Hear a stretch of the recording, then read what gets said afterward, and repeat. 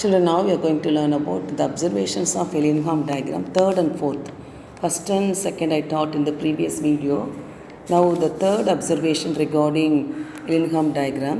See the Ellingham diagram, delta G naught value becomes negative, then goes on decreasing and finally it falls at 0. 0 line, see. So when the temperature increases here, and the temperature increases at a particular temperature, the delta G naught value becomes 0.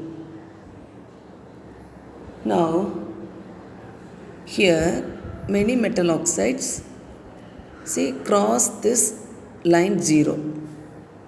See, crossing the line 0. Delta G naught value, this line, many metals crossing. For example, see, delta G naught value, temperature. This is the 0 delta G naught value. See, many metal oxide cross this line. So the temperature T1, T2, T3, T1, T2, T3, okay.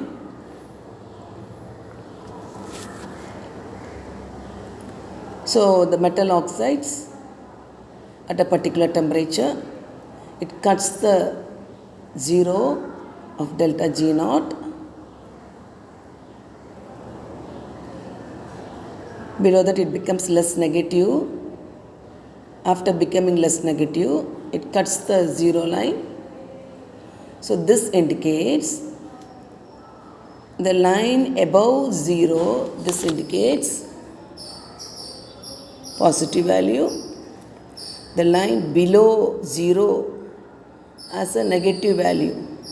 For all, the line below 0 negative, line above is positive. So the metal oxides are stable below 0 and unstable above 0. If it is having a positive value, it is unstable. That is below this temperature. Then above this temperature. Below means it has a negative value and the metal oxides are become stable. This is the third observation. Fourth observation, at a particular temperature, there is some deviation, you see. See, it is going on increasing, then some deviation. See, this also, some deviation. This deviation indicates phase transition.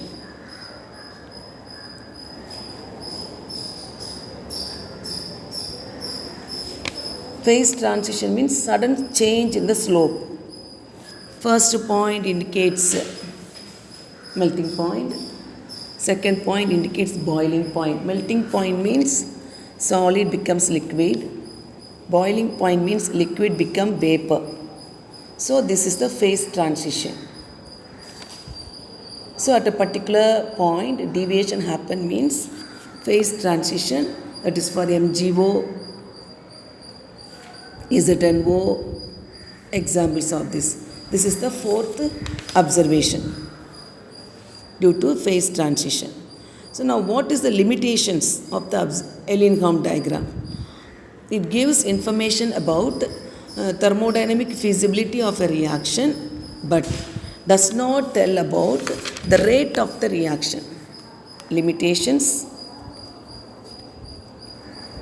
It tells about thermodynamic feasibility but does not tell about the rate of the reaction. This is the first limitation. Second limitation, the reactants are in equilibrium with the products, but this is not always true. They are not in equilibrium.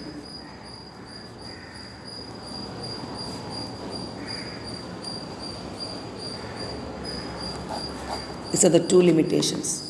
So children, regarding Ellingham diagram, I have taught many videos, observations, applications, limitations, then what is the electrochemical principle, thermodynamic principle, everything, videos I have given.